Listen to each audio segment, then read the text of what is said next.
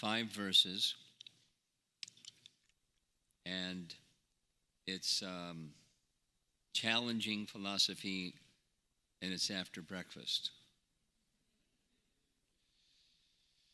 So I should have told you, don't eat a big breakfast,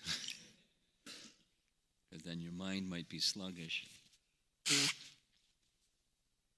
A sluggish mind isn't going to be able to follow all this.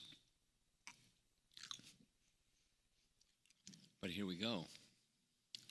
Breakfast, big or small. I need the other slide changer.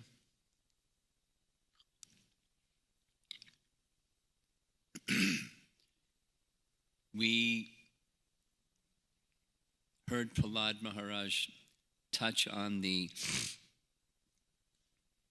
Achintya Bheda Bheda Tattva philosophy. This is, again, it's Jiva Goswami's terminology. Oh, here. Thank you. Describing what Chaitanya Mahaprabhu taught, and what Chaitanya Mahaprabhu taught is Srimad Bhagavatam, and Srimad Bhagavatam and Mahaprabhu's philosophy are the same, so it's in Srimad Bhagavatam. And Srimad Bhagavatam is the graduate study of Bhagavad Gita, so it's in Bhagavad Gita, the Achintya Bheda Bheda Tattva. So the relationship of all things with Krishna is everything comes from Krishna. And in that sense, there's a relationship of oneness of all things with Krishna. And Krishna being the source and things being emanations from the source, there's difference, which includes everything. It includes even the expansions of Krishna are one with and different from Krishna.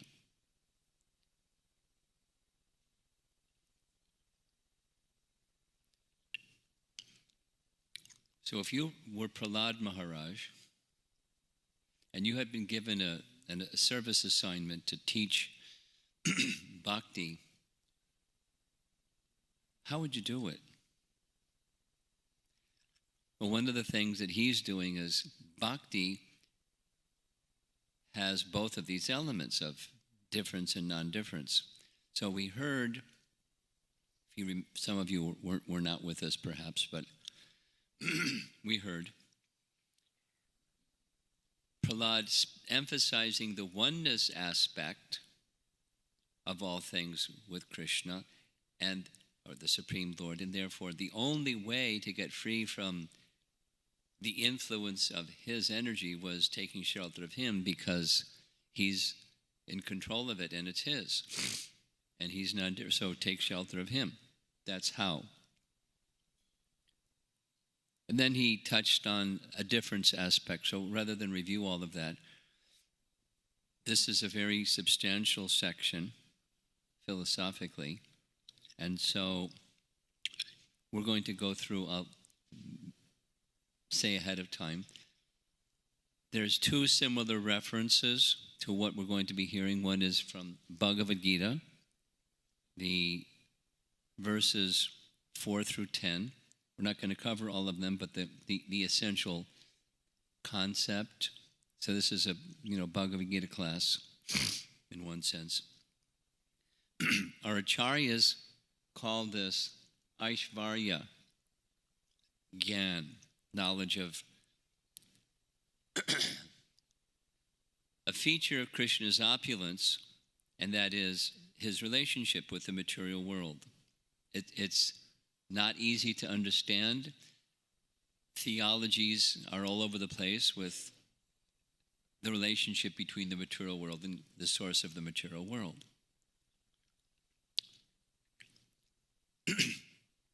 In Bhagavad Gita, in these verses, Krishna doesn't make it easy. It's puzzling. First he says, all beings are in me. The first of those verses. And then he says, everything that is created does not rest in me. Contradiction, right? So, how does this work? It's a seeming paradox. Well, one of the many ways that our acharyas have explained this is this non-difference and difference have some function. The difference function, just like Prahlada spoke about earlier in his prayers, it awakens or facilitates, it nourishes the mood of service, because God is very great and we're very small. Therefore, we should serve him.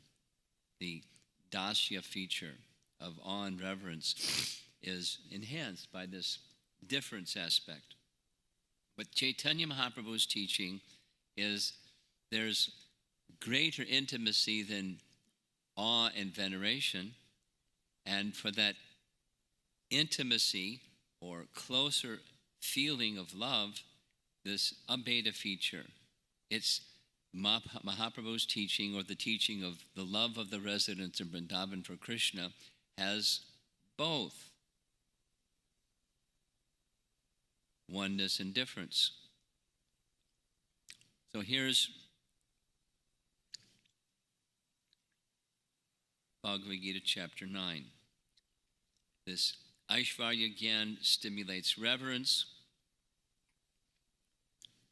and devotion. We want to serve him when there's proper faith. So here's the verse, Mayata tamidam sarvam jagat avyaktamurtina matstani sarva bhutani. Krishna's saying, by me, in my unmanifested form,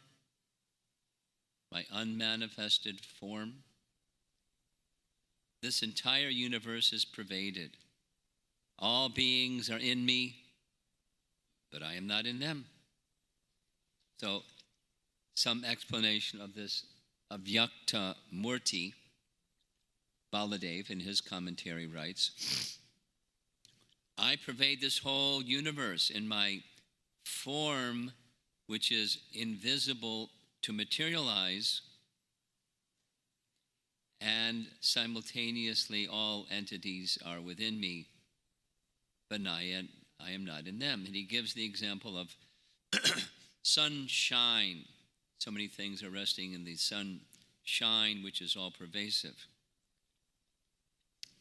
There's some sunshine. So many things situated in the sunshine. And in Chaitanya Charitamrita, there's another reference to this Bhagavad Gita verse. Therefore, material senses cannot appreciate Krishna's holy name, form, qualities, and pastimes.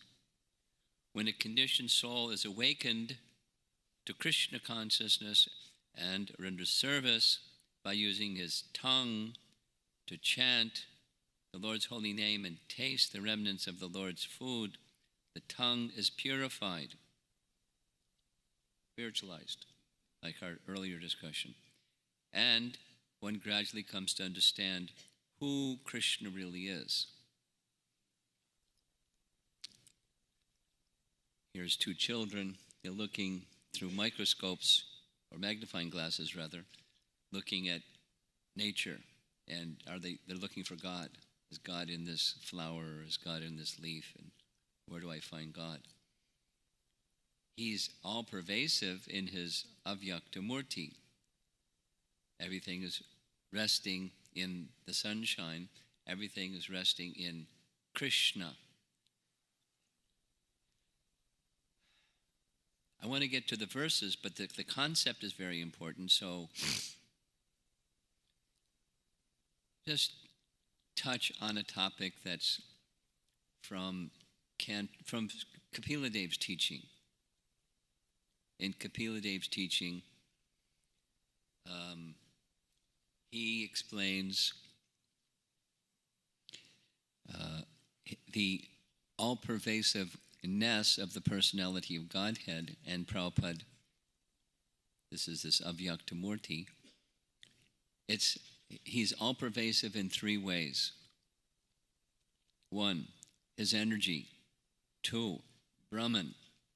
3, Paramatma. And all three are resting on Krishna. His material energy, Brahman, and Paramatma. He's the Pratishta of all. Paramatma is his expansion. His expansion comes from him. Prakriti comes from him. Brahman is resting upon him. So who sees him? We may not see him. So the explanation given is, even in false ego, he can be seen. Meaning, that's the subtlest of material elements. And then all other material elements. So within the element,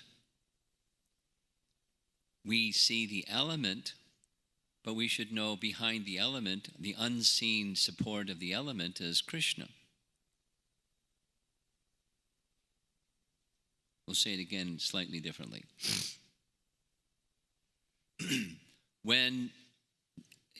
Because in this section that we're covering today, the process of creation, there's 3 verses and then it continues on this evening. In the process of creation, who does it? Lord Vishnu does. He glances over the totality of material energy in its undifferentiated form, pradhan. And the time energy is carried with his glance, and the time energy agitates pradhan along with the living entity, and then things start to separate out, the elements. So the first of them is false ego. So false ego doesn't separate out. It's his reflected energy. There's Ramadevi and the reflection of Ramadevi, Chaya Devi. His energy and the reflection of his energy, which is agitated by his glance, and the elements separate out. So within false ego and the whole shebang, Krishna is there. Now we don't see false ego, but we see other elements, earth, water, fire, air. We don't see sky. Earth, water, fire. We can see the influence of sky as it blows leaves and creates hurricanes and things. It moves water and moves clouds, and we can see the influence of the air by the movements of clouds. Anyway, we can see the presence of Krishna within everything. His Avyaktamurti is all pervasive. Through his Prakriti, through Brahman, through Paramatma. He's everywhere. Just like Prahlada said to Hiranyakashipu, "Whoa, where is Vishnu?" He's everywhere.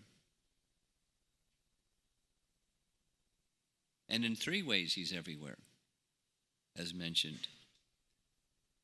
So we can see Krishna everywhere if we have the eyes to see.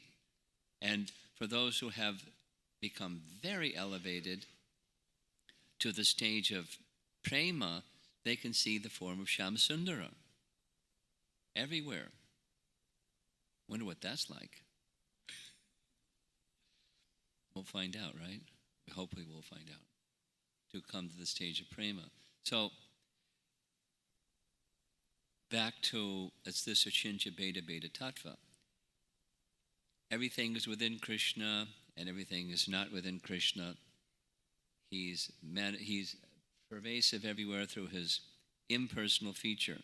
So, commentary explains, greedy people see money, or potential for money everywhere. And devotees, because of their attachment for Krishna, they see Krishna everywhere. You see what you're attached to. Even though there's no money, you see the money, the potential there. So, Krishna says, "Behold my mystic opulence. Matstani, nacha matstani bhutani." First he says matstani, then na cha matstani bhutani. Everything that is created does not rest in me. Behold my mystic opulence. There's his mystic opulence. There's what Brahma saw. There's Krishna, and each of the cowherd boys, there's having his lunch, and calves, and simultaneously not, the boys disappear and the Vishnu forms are seen. Simultaneously both. That's Krishna's mystic opulence. What's the limit? No limit. Although I am the maintainer of all living entities, and although I am everywhere, I'm not part of this cosmic manifestation.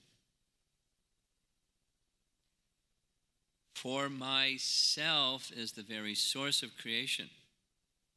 There's Krishna's self. And through the agency of his expansions, Vishnu Tattva expansions, the Purusha avatars, the universe has come into being. He's the source, but he's not present in that which comes from the source. He is and he is not. He is and he is not. Because the not part is he's the source. That's the beta part. That's the Bhagavan feature. Prabhupada explains. When we hear that everything is resting upon Krishna, we should not imagine him to be something like Atlas in Greek mythology, holding the globe on his shoulders and looking very tired.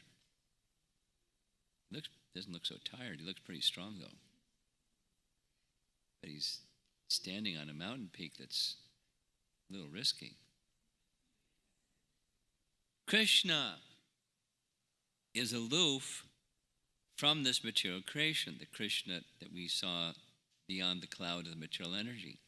Simply by his supreme will, everything is carried out perfectly by his inconceivable energies. He is different from this material creation, manifestation, yet he is also personally present. How? By his expansion, he's personally present. This is his mystic power. And the living beings are not in me. See my inconceivable power, I maintain them. This is commentary. Baladev. I maintain them and protect them, but I am not in them. My mind maintains and protects them. We'll see. He does the word for word. Yoga. Baladev again. Yoga is defined as, quote, the means by which something very difficult is accomplished, yujate. That's the Sanskrit word from which yoga has come. Yoga thus refers here to the Lord's form endowed with inconceivable Shakti, whose quality is that his every desire is fulfilled without effort. What does he do? He desires, no effort. And Satya Sankalpa Shakti means his intention. His intention is reality. The same term, Satya Sankalpa, you'll see this again in a moment, but Vishwanath Chakrabarti Thakur, when describing the Damodar Leela, we were all observing the Damodar month and the Damodar song, and Mother Jasoda is trying to bind Krishna with rope, and it's 2 inches too short. More rope, it's 2 inches too short. More rope, it's 2 inches too short. Vishwanath says it's because Krishna was exercising his Satya Sankalpa Shakti. And nothing transgresses that because he wants, and that's it. He wanted to go get some more butter and yogurt. He didn't want to be bound. Satya Sankalpa Shakti. Forget it, Mother Jasoda. Ain't going to happen. But her bhakti was so strong in parental affection, I can't let my son just go stealing. What if he grows up as a thief? It's my motherly love. I have to discipline him. So he withdraws his Satya Sankalpa Shakti and extends his Kripa Shakti. Same message. What entitles one to Kripa, to mercy, it's your devotion. And it may not be, you snap your fingers and say, Krishna, I got devotion, so please jump. It's not going to be like that. Shouldn't be like that. But it's his will, sankalpa. We know this from our japa retreat. Sankalpa means intention. Satya sankalpa is his intention, and his intention is satya.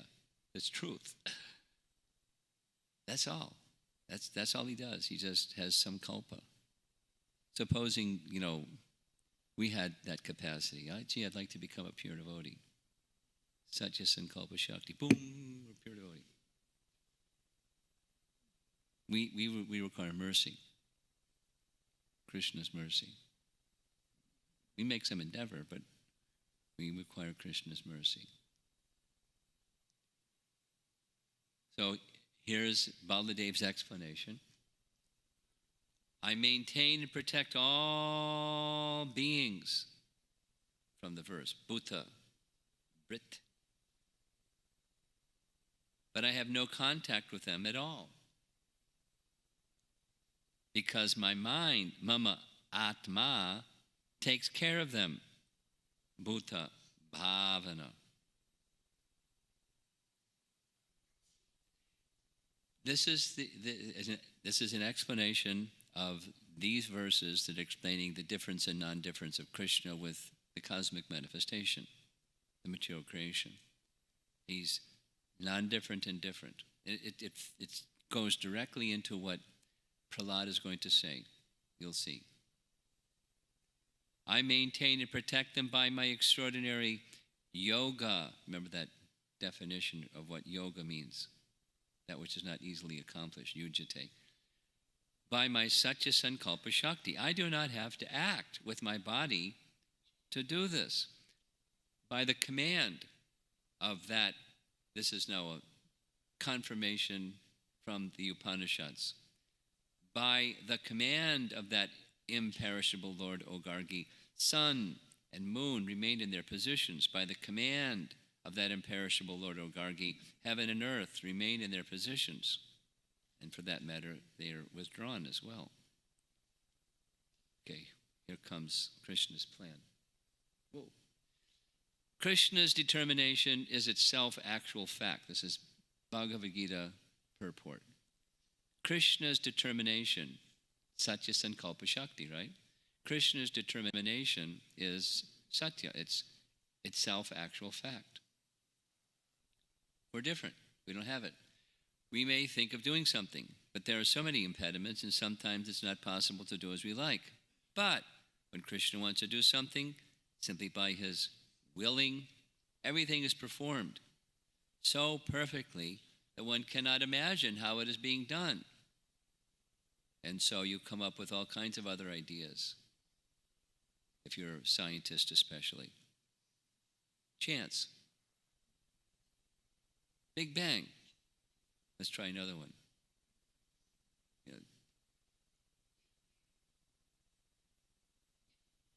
Oh.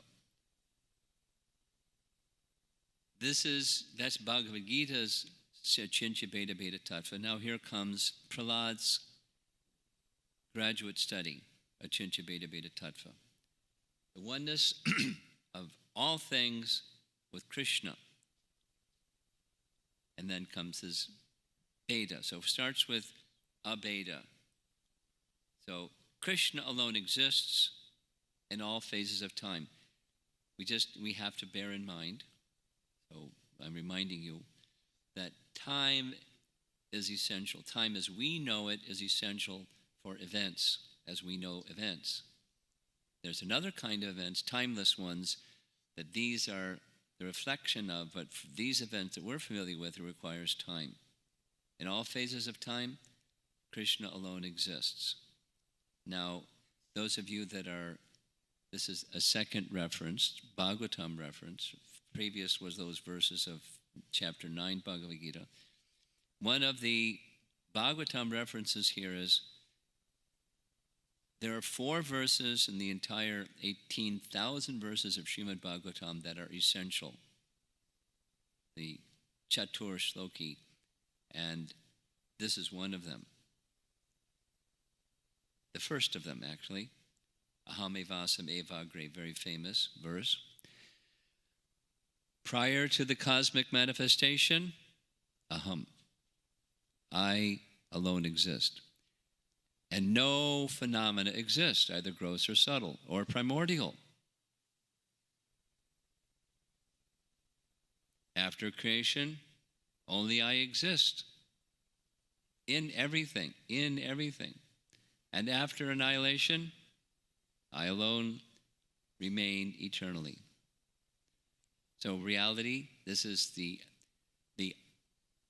abheda aspect of the Supreme Lord. Everything has this feature of oneness with Him. And similarly, taking that essential verse of the entire Srimad Bhagavatam, Prahlada's going to teach it in 2 verses and then expand it in another 5. So it starts with this phrase, Ekas Tvam Eva Jagat. Jagat, we know, that means universe or cosmic manifestation.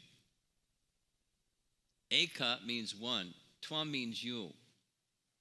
You alone exist within this universe. You alone manifest yourself as the universe, the feature of oneness. That's what this verse is saying. Here's the translation. My dear Lord, you alone manifest yourself as the entire cosmic manifestation, for you existed before the creation, you exist after the annihilation, and you are the maintainer between the beginning and the end. All this is done by your external energy through actions and reactions of the 3 modes of material nature. Therefore, whatever exists externally and internally is you alone, not just yours, but you. There's also the yours part, but this is the you part. And here's Prabhupada explaining this in the purport. The activities of the Lord are transcendental. All of these have to do with the cosmic manifestation or creation. All these verses that this morning or this midday and then this evening as well. What's his relationship with everything? Understanding it permits one to engage in devotional service and to spiritualize everything. Because he's already spoken about spiritualizing everything. Or Prabhupada's purport did. To create this cosmic manifestation, Govinda expands his external energy and enters into everything in this universe, and in this way he exists in the entire cosmic manifestation. So here is this phrase again, Ekas Tvam Eva Jagat Etam. You are everything. Similar Chandogya Upanishad, famous for the impersonalists, Sarvam Kalv Idam Brahma. Look that word up in folio or word search in Prabhupada's writings, and you'll find it many, many times, and he explains it many, many times. Jiva Goswami explains it many, many times. And the Bhagavatam is a commentary on Vedanta Sutra, explaining it many, many times. Here's one of those explanations. Just as the energy and energetic are one, so everything is one. And different. The energy is not the energetic. Continuing, while everything is one with Krishna, Krishna remains aloof, just as he says in chapter 9 Bhagavad Gita. And in this verse, text 31, we're going to go through up to 34, so after breakfast and Hope you're not too sleepy. Your brain is not sluggish because it's subtle. In the verse itself, there's this comparison between a seed and the tree that comes from the seed. One is the cause and the other is effect. And once the tree is grown, you don't see the seed from which the tree grew anymore. And similarly, Krishna is the source of everything. We don't see Krishna. We see everything that comes from Krishna. It doesn't mean it didn't come from Krishna. Or another is Madhvacharya explaining a tree and a tree that's on fire. It's the same tree. Phases of time are differentiating one state and another state, that's all. And similarly, phases of time being under the control of the Supreme Lord, time is different from him, and the influences that time acts make things different from him. So what are we doing? Non-different, then different simultaneously. Prahlada is giving a little class on Achintya Bheda Bheda Tattva. So, Sadasad Isha Bhavangs Tato Nyo.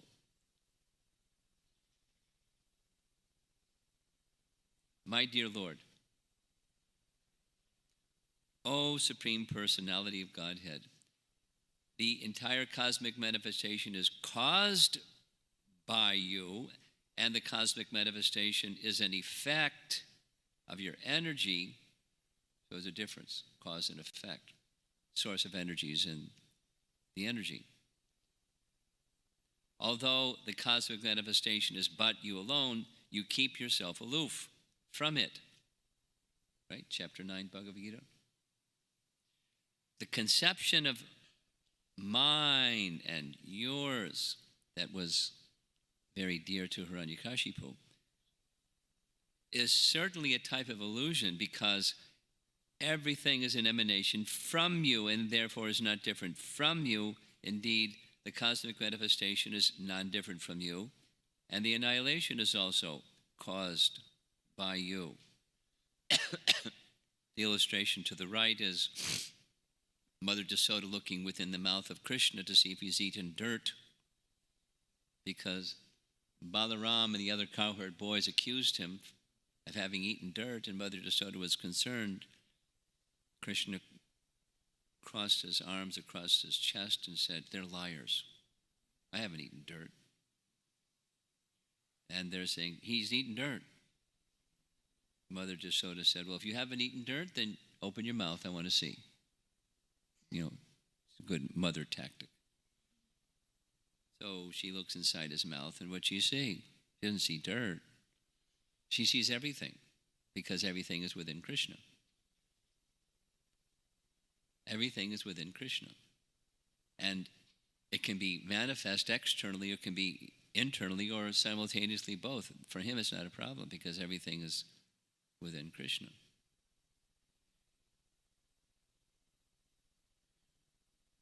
Part of the translation reads this: the relationship between your lordship and the cosmic and the cosmos is illustrated by the example of the seed and the tree, or the subtle cause and the gross manifestation. So, there's pictures of some trees. The seed from which the tree grow, you can't see anymore, because the cause is now transformed into the effect. So it's not a one-to-one correlation between the two, but Krishna being the seed or the source of everything, we don't see the source of everything within everything. Or another example that's given. This is in the purport. Everything exists in time.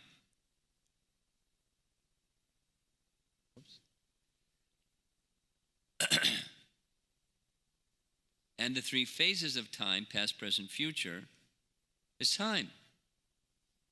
It's one. Every day, the time factor is experienced as morning, noon, and evening, and everything taken together is one. a day or time.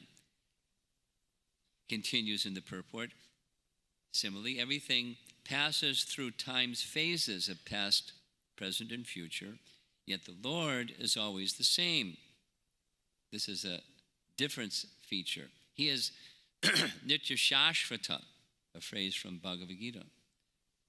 Eternal, permanent. So, phases of time change the cosmic manifestation, which is not different than the Lord and is different from the Lord, because it's influenced by the phases of time, which is His energy.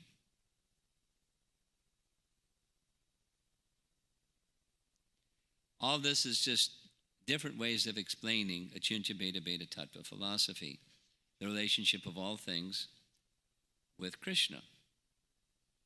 And he's dealing, Prahlada, he's a spiritual scientist. He's dealing with something besides Big Bang.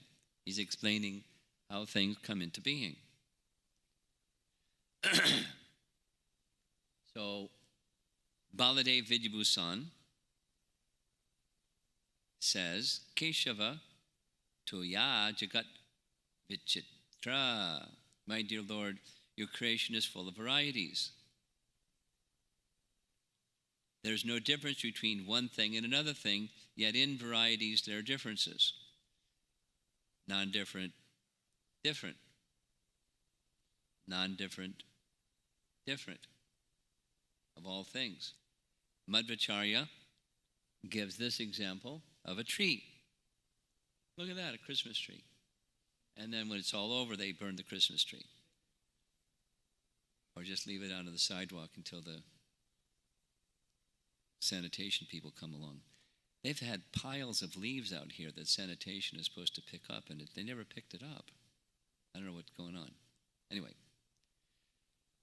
Madhvacharya gives this example of a tree and a tree that's on fire. Both trees are the same, but because of phases of time, they look different. The time factor, this is important. The time factor, being under the control of the Supreme Lord, is therefore different from the Supreme Lord. But we also hear time I am, non-difference and difference. All things have this relationship. And where is this all going? The advanced devotee doesn't distinguish between happiness and distress. Look at Prahlada, He doesn't see fearful Nrsingadev, and he doesn't see lamenting his father's goner. He understands that the devotees are happy his father's gone because he was tormenting. In the purport, Prabhupada makes reference to a verse that says the same thing or similar, and it's from Brahma's Prayers to Krishna, chapter 14 of 10th Canto, quoted in the purport here. Special emphasis going to this phrase, Mukti Pade Swadaya Bhak, or if you just stay fixed in devotional service to the Supreme Lord at His lotus feet, you achieve liberation.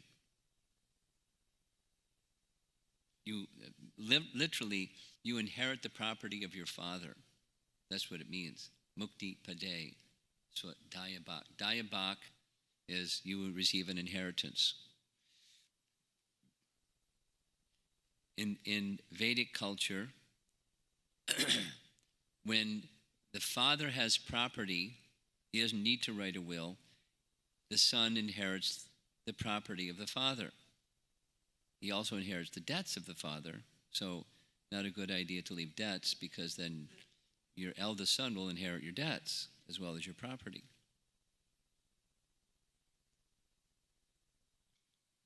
So, who is Brahma's father? Vishnu.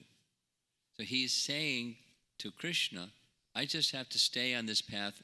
Whatever reactions, distress, misery because of my misdeeds, I'll accept it. I'm just going to do one thing. I'm not going to try to counter the misdeeds and the reactions to the misdeeds. I'm just going to do one thing.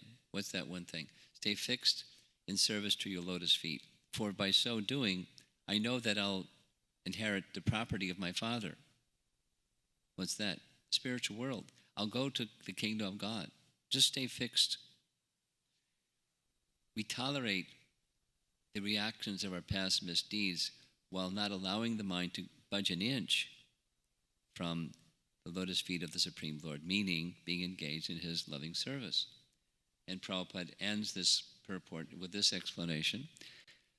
A son inherits the property of his father. Similarly, when the devotee is fully Krishna conscious, undisturbed by dualities, he is sure that he will return home, back to Godhead, just as one inherits his father's property. Now, in the West, people can do other things besides this one. They can make a will where their dog gets the property instead of... They do it too. Prabhupada made a remark like that because the Detroit temple previously was owned by Mr. Fisher, famous for Body by Fisher. He was the designer of chassis for the auto industry. But he didn't have a wife and children, but he had a dog. So he willed his estate to his dog. And then the people that are I don't know how long the dog lived, but then when the dog died, then they had to have the liquidation of his estate. So the devotees bought his Fisher mansion because it was previously owned by the dog who died. So that's my understanding of the history. And Prabhupada he didn't say, Mr. Fisher, but he said, some people, they don't take shelter of God, and so they take shelter of dog, and they have such affection for the dog, they will their property to their dog. Anyway, Hare Krishna. Everything is one, the Supreme Lord, yet everything is separate from the Lord. This is the understanding of oneness and difference, which Prahlada is teaching in the form of prayers. So that's the introduction to the Chinta Bheda Bheda Tattva philosophy. But it's fasten your seatbelt because it's going further into the process of creation. We heard about the time energy of the Lord agitates Pradhan and things separate out, and that energy is his energy, the time energy is his energy. There's this non-difference and difference simultaneously. Like the seed and the tree, like the tree and the tree that's on fire. So, because the phases of time, past, present, and future, are under the Lord's control, time energy is different than him. So now we're going to go to Yoga Nidra. Newer devotees may not be familiar with this term. It's the reference of what Lord Vishnu, particularly Mahavishnu, does. Nidra means sleep, but the message is his sleeping is different than our sleeping. We still use the same word, Nidra. Ours is a perverted reflection of his. His is Yoga Nidra. And in that Yoga Nidra, he's enjoying pastimes with his internal potency within. Rama Devi and Vishnu are enjoying pastimes together. That's what Yoga Nidra is. So here's the next verse, 32, again dealing with creation. O my Lord, O Supreme Personality of Godhead, after the annihilation of the creative energy is kept in you, who appear to sleep with half-closed eyes. Actually, however, you do not sleep like an ordinary human being, for you are always in a transcendental stage beyond the creation of the material world, and you always feel transcendental bliss as Karana Dakshayi Vishnu, or Mahavishnu. You thus remain in your transcendental status, not touching material objects. Although you appear to sleep, the sleeping is distinct from sleeping in ignorance. It's the difference feature. There's Mahavishnu reclining in the causal ocean. The whole cosmic soup is floating around him. Okay, so text 33. While the cosmic manifestation comes from you, thus is part of you, it's different. This is more emphasis on the difference feature. And again, he's in a short, fast forward compared to Canto 3, which is slow motion. It's describing the steps and stages of creation.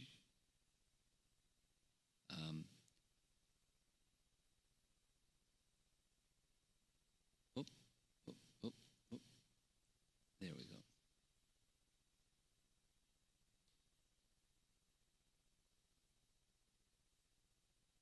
Okay. This cosmic manifestation, there's the universes coming out of the body of Mahavishnu. Well, at least the seeds are coming out of his body, and then the elements congeal or cling to those seeds of universes. The cosmic manifestation, the material world, is also your body. Well, the elements have come from him, and the seeds of the universes have come from him, and in that sense, it's his body. But at the same time, this total lump of matter is agitated by your potent energy known as Kala Shakti. So that's Mahavishnu glancing over the material energy, and his glance carries the living entities and the time energy, Kala Shakti, and thus the dormant Prakriti starts to become agitated, and the three modes of material nature become manifested. There's the three modes of material nature overseeing the affairs of Prakriti. And there's a feature of Paramatma who is overseeing the affairs of the modes of nature. You awaken from the bed of Shesha, Ananta. This is now the next Vishnu form, expanded within every universe. Garbhodakshay Vishnu reclines on Ananta Shesha. And from your navel, a small transcendental seed is generated. It is from this seed that the lotus flower of the gigantic universe is manifested, exactly as a banyan tree grows from a small seed. So, conclusion is that both the material world and spiritual world are considered to be the body of the Supreme Lord. We can understand that the material body is caused by the spiritual body, and therefore an expansion of the spiritual body. Thus, when one takes up spiritual activities, one's entire material body is spiritualized. So we were discussing this morning. So the body of the Supreme Lord is the universe, and the body of the Jiva soul is their individual body. And then the Supreme Soul is manifest within the individual soul and becomes the knower of all fields of activity. But it's because this body is a manifestation of spirit that it can become spiritualized. That is to say, it can be engaged in devotional service. Oops. As long as we do not realize this, we live in the material world. But when we are fully Krishna conscious, we live not in the material world, but in the spiritual world. So this place becomes spiritualized. Or it becomes Vaikuntha.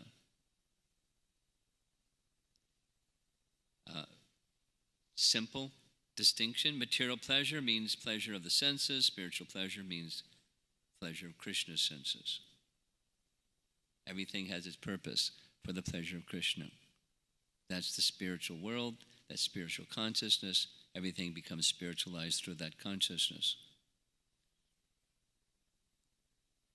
And the last verse for this midday session,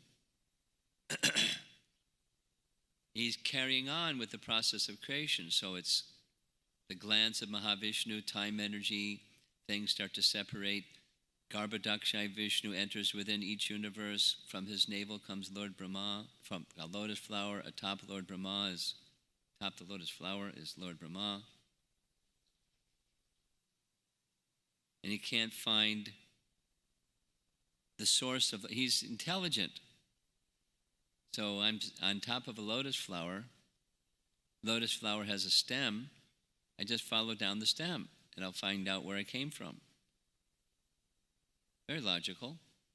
And so he climbs down the lotus stem, but he can't find the source because the explanation given is when a seed fructifies, the original seed cannot be seen. And then there's this other example that Prabhupada gives in the purport, that is, you have cotton, and from cotton you can make a thread, and then you don't see the cotton ball anymore. And then from the thread you can make cloth, and then you don't see the individual thread anymore. Like we're, seated on some thing with threads. There's threads, but you don't see the threads. And it's made of whatever it's made of. You don't see the thing that it's made of. You see the cloth. Although there's thread. And then there's the source of the thread, whatever the material is. So here's the verse, final verse for this session, showing an acorn and an oak tree in the back. Here's the translation. From that great lotus flower, Brahma was generated. But Brahma certainly could see nothing but the lotus. Therefore, thinking you to be outside, Lord Brahma dove into the water and attempted to find the source of the lotus for 100 years. Now, normally here he did meditation for that duration, but now he's saying he searched for that duration. But he could find no trace of you. For when a seed fructifies, the original seed cannot be seen. There's original seed, and there's the tree. There's the tree. Where's the original seed? So Prabhupada explains in the purport, when cotton is transformed into thread, the cotton is no longer visible. When the thread is woven into cloth, the thread is no longer visible. To be continued. So this is, it's a lesson in creation in one sense, but it's a kind of fast-forward explanation compared to Canto 3 of the process of creation. Now, the Bible just makes it really simple. God said, let there be such and such, and there was, and it was good. That's really fast-forward.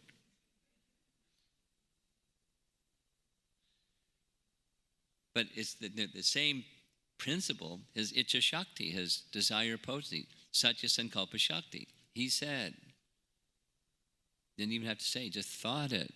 He desired it. And it was good. So now it's stages, hearing his desire, and then the energies are moving, and we're hearing something about his energies moving. And then his expansions, Mahavishnu, Garbhodakshai Vishnu, we're going to hear about Paramatma, the Kshirodakshay Vishnu. Prahlad's 6 years old, and he understands all this. He didn't hear it from Sanda Namarka in Asura Kula. He didn't hear it there. He heard it from Narada. And he didn't forget because has this capacity for remembrance, because he heard very, very well. It's one of the qualities of intelligence, or characteristics of intelligence, is good memory. So those of us that have a bad memory says something. Especially when you get older, memory goes, phew.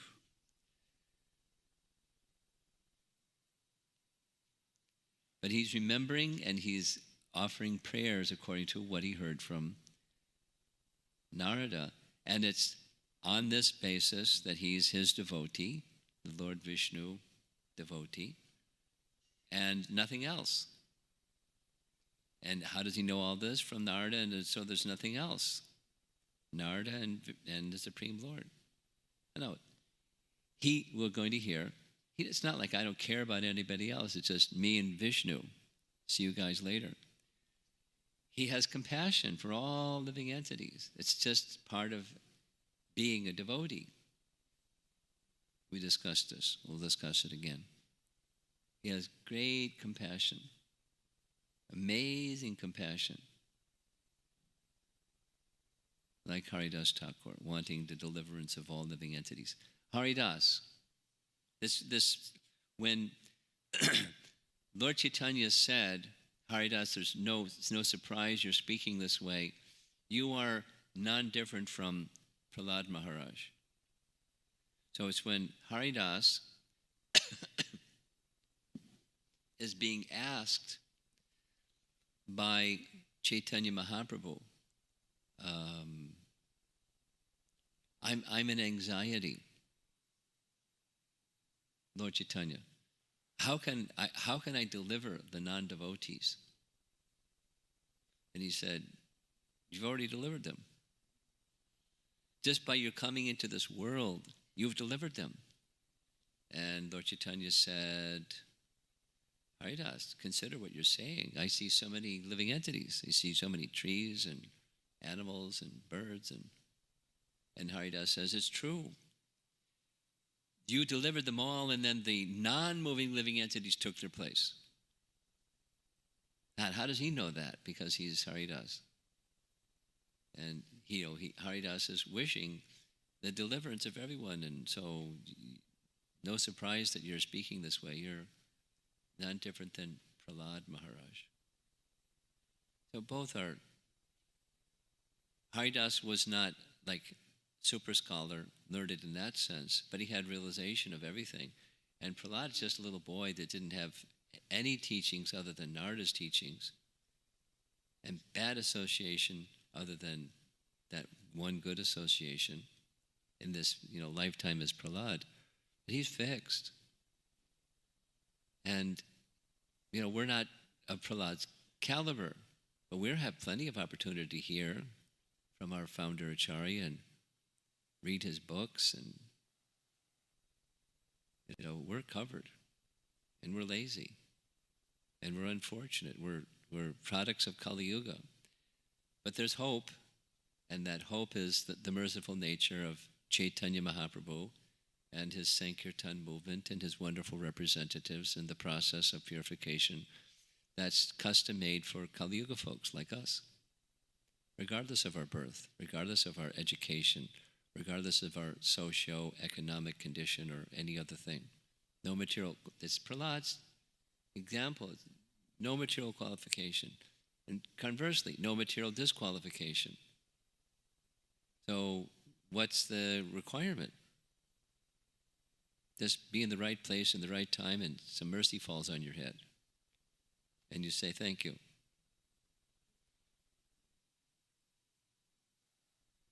And then continue having the downpouring of mercy only, through your ears and into your heart and into your life, and continue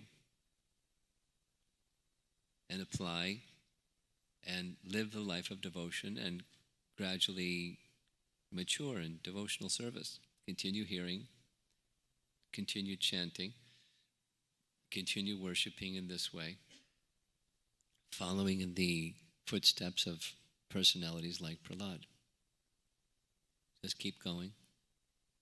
Whatever the obstacle is, keep going with faith in the hearing and chanting process in good association, careful to avoid offense.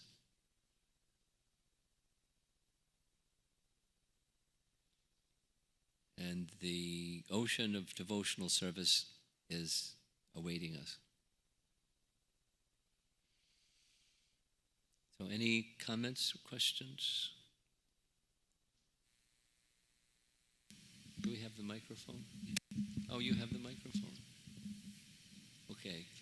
Well, I saw that hand first, so if we go to that hand first, then we'll come over here.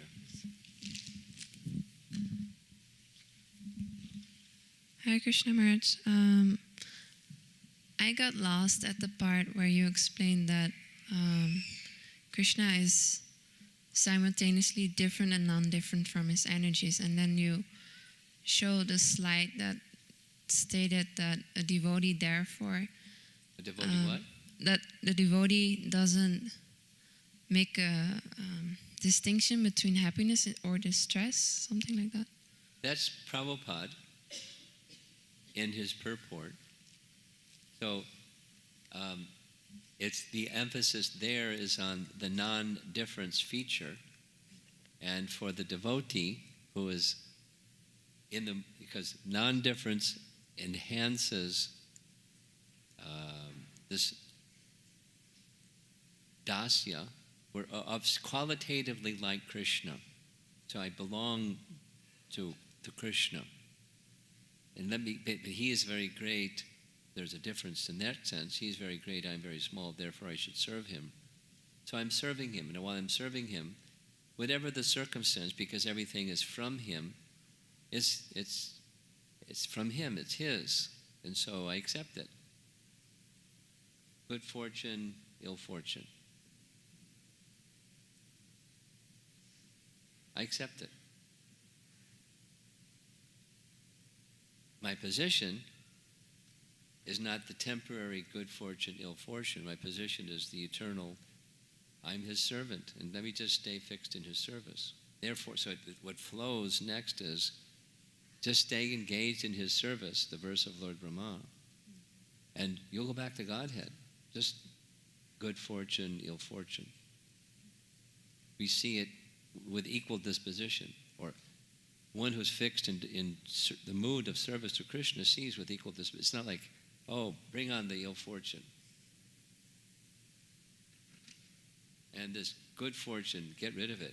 It's you're neutral. It says service or different circumstances of service. And by staying fixed like that, the indifference goes to the circumstance because focus goes to the position of service. Duality is something we can transcend, if not at least tolerate, because of something that's higher and more important, the position of service. So here's a position of service Krishna is providing me. It's not my favorite on the menu list of circumstances, but it's what Krishna has provided me. And so it's just an opportunity for service. That's the spirit that is being expressed in the verse, and Prabhupada is illustrating it that way.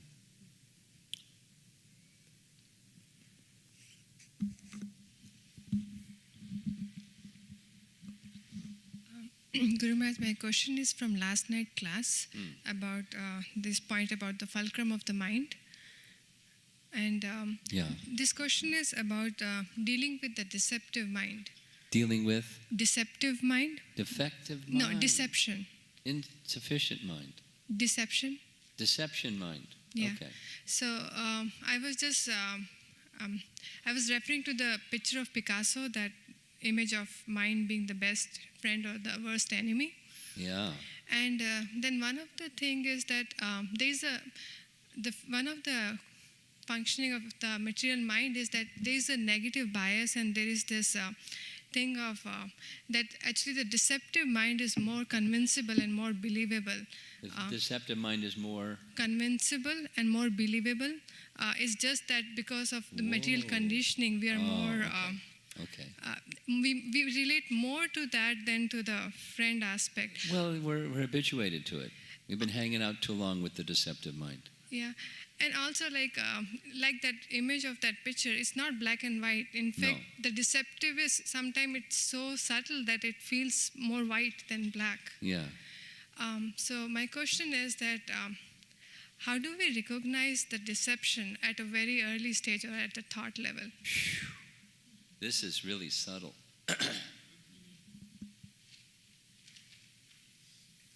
Without purity, it's not going to be possible. We can receive guidance through Scripture, but still, there's the introspection factor when you take Scripture, and we can, interpret Scripture or perceive the scriptural indication according to the deceptive mind.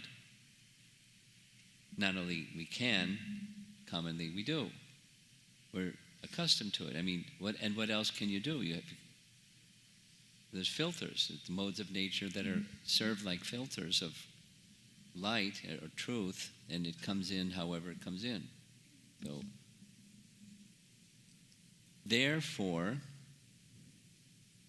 as you were sharing some while ago, and again here, and I've repeated it here, this ongoing series of refinements, so that what that means is, let's assume safely that we're mixed devotees. We're not pure devotees. We're devotees. We're trying. And then that means there's the modes of nature, and the filters of the mind are operating. Therefore, it's a sincere desire, lots of prayer, and an ongoing sincere desire for purification, and as purification takes place, then a refinement, or a realignment, or adjustment of, in response to your question. So specific to your question, deception is going on. Reality, to some extent, is also going on. And how do I discern? Well, I have to work with what I have to work with. I have to begin somewhere. So I begin with what I have to work with, recognizing my own introspection is faulty because I'm a conditioned soul. But I'm not going to stop introspecting because I'm a faulty conditioned soul. I'm going to do it because I'm enjoined to do so, and trying to refine and realign to the light of Krishna, unfiltered, and just continue and continue and continue. Not being overly confident that I got it, and not being, beating yourself up on the other side, saying, "Oh, I'm this conditioned soul, and I can't get anything right because I'm a conditioned soul." You're stuck. So, with the injunction to do so, become a transparent instrument of Krishna's will.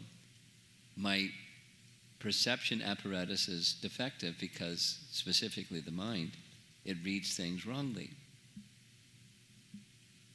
and etc. When I look inside, I read things wrongly. I have to operate. So I'm operating with imperfect conceptions of things, myself and the world around me and others. That's the reality.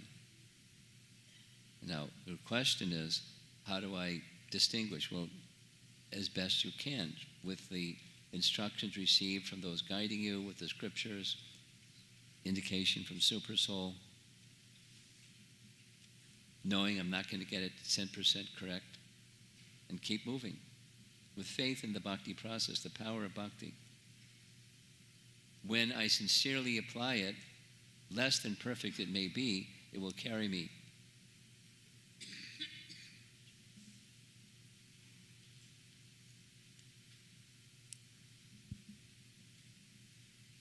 And stay always in good association. Be careful to avoid offense in that good association.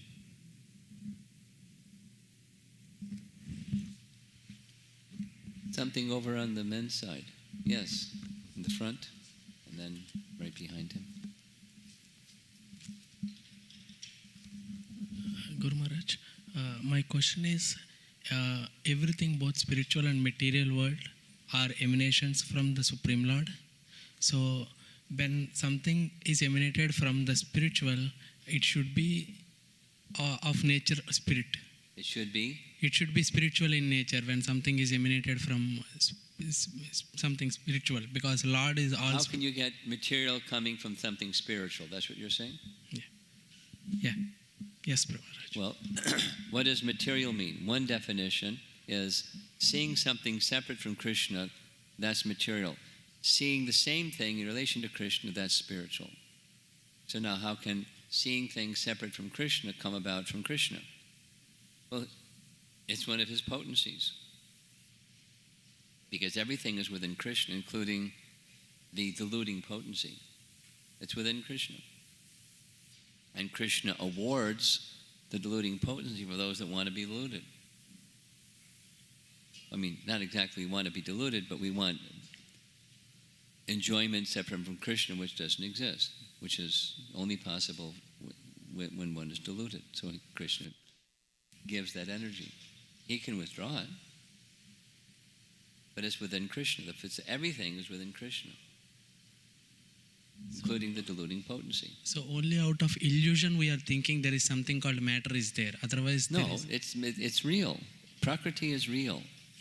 Seeing it separate from Krishna, that's illusory. Thank you, Maharaj. Yeah. Hare Krishna Guru Maharaj. Thank you very much. Maharaj, this question is from the yesterday class. You got to speak clearer. Like this. Keep going. Because of Abheda Tattva, Lord is representing as a time. This was from the 7.9.22 from yesterday's class. So I can't follow. You follow what he's saying? Try again. Okay. Because of Abheda Tattva. Because of? Abheda Tattva. Which tattva? Abheda Tattva.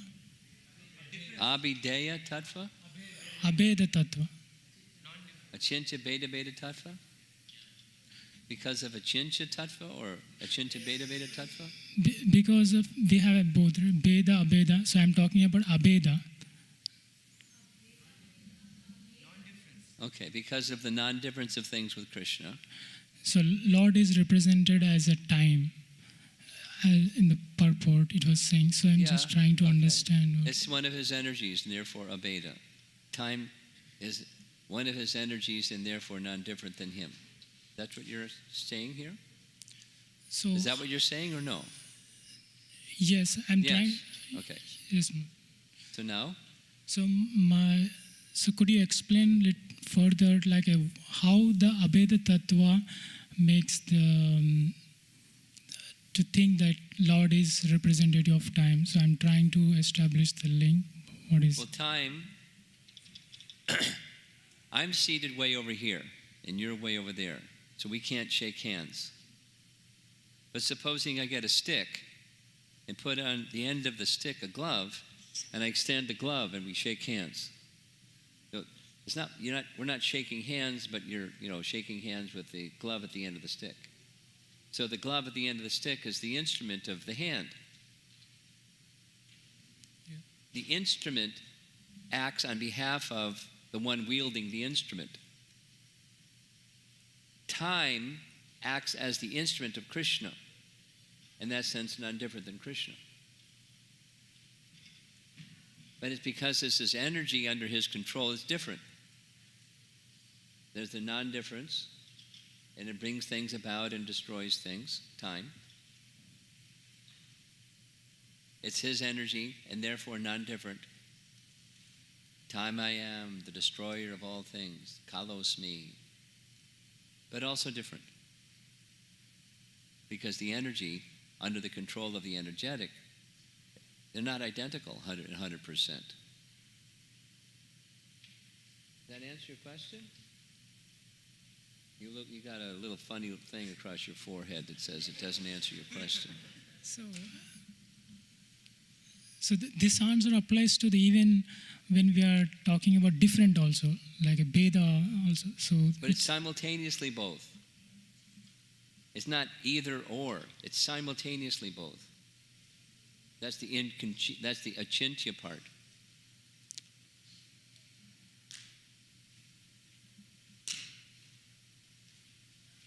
Now, one of the reasons that may be difficult is because it's achintya. Inconceivable. I can mention some other inconceivable things that is spoken about in Scripture, and it's inconceivable because it's inconceivable. Here's one, right from the Upanishad. Bigger than the biggest and smaller than the smallest. Not first big and then small and then, oscillating back and forth, big and small, simultaneously. bigger than the biggest and smaller than the smallest, simultaneously. That's Krishna. Now, how does he do it? Through his potencies. And he expands himself as Mahavishnu. And then expansion, Garbhadakshay Vishnu, Kshirodakshay Vishnu. Within the smallest particle of matter is the atom, and he's smaller than that. And it's the same time. And it's the same Vishnu. Not, different. Same. Simultaneously. Whoa. He's inside everything and outside everything. The word that we were using, paradox or contradiction. There are apparent contradictions within Krishna. And it must be because he's the source of everything. So there's also this and there's also that because he's the source of everything. And it's all within him. So now, time, back to your question. It's his energy. So it's none different than him. It doesn't exist apart from him. It's none different than him. But it's different than him in the sense that it's the energy, he's the energetic, he's the controller, is controlled. So it's different. None different and different. Same time. It's a contradiction. Krishna is what's the word? Within Krishna is the resolution of all contradictions. It's in Kunti's prayers too. So don't use that binary processor, the mind, to sort it out. Because it's either a 1 or a 0. It can't be a 1 and a 0. But for Krishna, it can be a 1 and a 0 at the same time. And it's not like, okay, I'll try to find it in between. It's both at the same time. And the binary processor can't fathom it because it's a binary processor. But it can be understood with spiritual intelligence. Where do we get that? What, Kmart or Target or, who has that for sale? It comes from Krishna. Dadami buddhi yogam tam. It requires spiritual intelligence beyond the binary processor of the material mind to understand the inconceivable features of the Supreme. Prabhupada said it in a really simple, he always had a way of saying things that are like really high in really simple ways. He said as a sign of intelligence is to be able to hold within the intelligence two contradictory things at the same time. That's intelligence. That's a sign, not the, but it's a sign of intelligence. IQ, the material IQ tests are to examine your ability to discriminate one thing from another thing. That's what the intelligence does. It discerns differences between one thing and another thing. Look at IQ tests, and that's what they're doing. There's another kind of intelligence, to be able to see both things at the same time. Within there's differences, there's samenesses at the same time. And that's spiritual intelligence, specifically in relation to the Supreme Spirit and how he is what he is and how he does what he does and everything.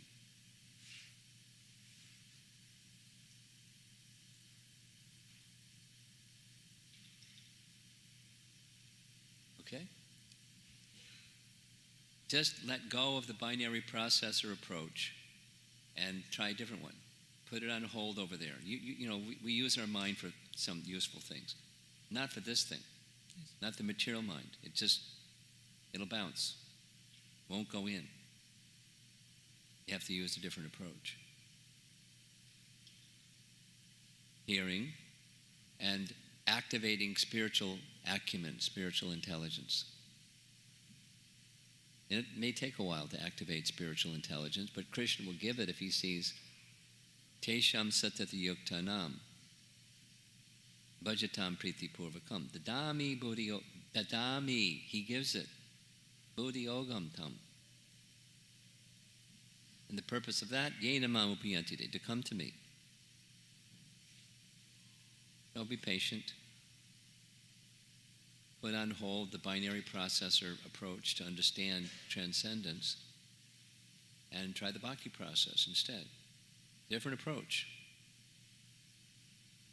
But it gives clarity of understanding, as Krishna says in Bhagavad Gita, by direct perception. Pratyaksha avagamam dharmyam susukham. Very pleasing. Different approach. And that's his introduction to the most confidential knowledge. You won't understand most confidential knowledge with the binary processor. It just will bounce.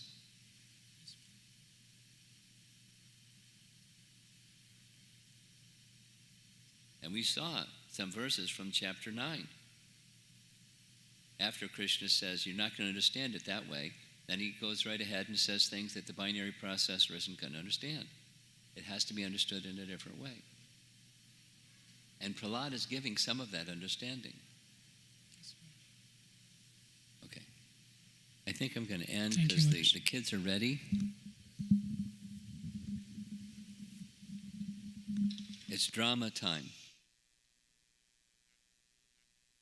Now, while they're getting ready, we'll give a microphone to the organizers, but the kids have really been worked up and enthused, and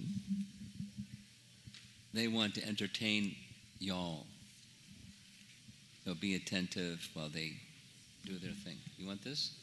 There's a portable microphone. Give her that one. Can you give it to her?